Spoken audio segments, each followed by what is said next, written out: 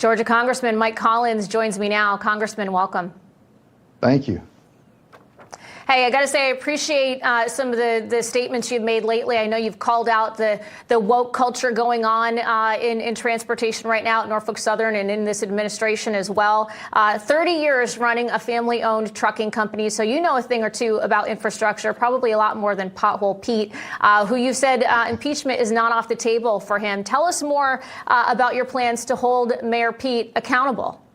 Well, you know, Jen, it's exactly what we were laying out in that speech yesterday. It's the fact that you've got someone that was placed in a position, not based on their expertise, but just based on the mere fact that they were put there for identity politics, to check a mark in a box. And that has led to not just that derailment, but you can go as far back as that Notum disaster that we had that shut down an entire industry. Yes. And that is a 30-year-old software program.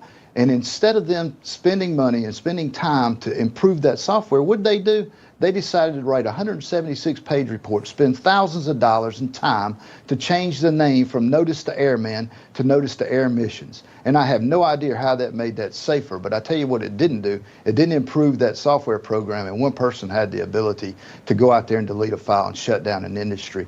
And what you're seeing now is reverberating down into the private sector, where Norfolk Southern, in their ESG report of 2022, clearly stated in that letter from the chairman that they were going to devote more time to DEI with more inclusiveness as far as diversity, equity, and inclusion.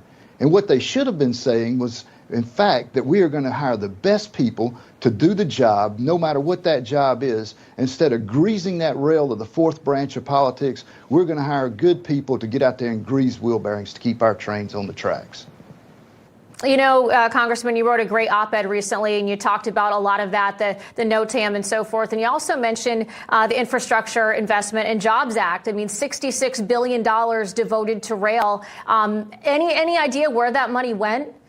No, we don't have an idea. But the majority of that infrastructure bill had nothing to do with actual infrastructure improvement, either technology, safety, or congestion on the roads. It was more or less just a Green New Deal to appease the far left branch or the far left Democrats and his party. And those are things that we need to address. That's why we need oversight, and we're having oversight in every committee that we've got. So when you consider what's going on with Buttigieg here, obviously this country cannot afford any kind of transportation disaster. You see all the near misses at airports, at planes nearly colliding, obviously concerns with rail with all these derailments right now. If Buttigieg refuses to resign, what further action is Congress prepared to take? Well, as far as what I'm concerned, there is nothing that is off the table. And it worries me every day that this continues on with someone that clearly does not have an understanding of how to run this agency. And you know, that was a horrific train derailment in East Palestine.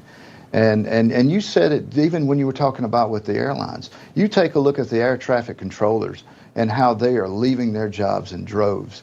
And it's just that whole agency's focus on this wokeness culture in our society.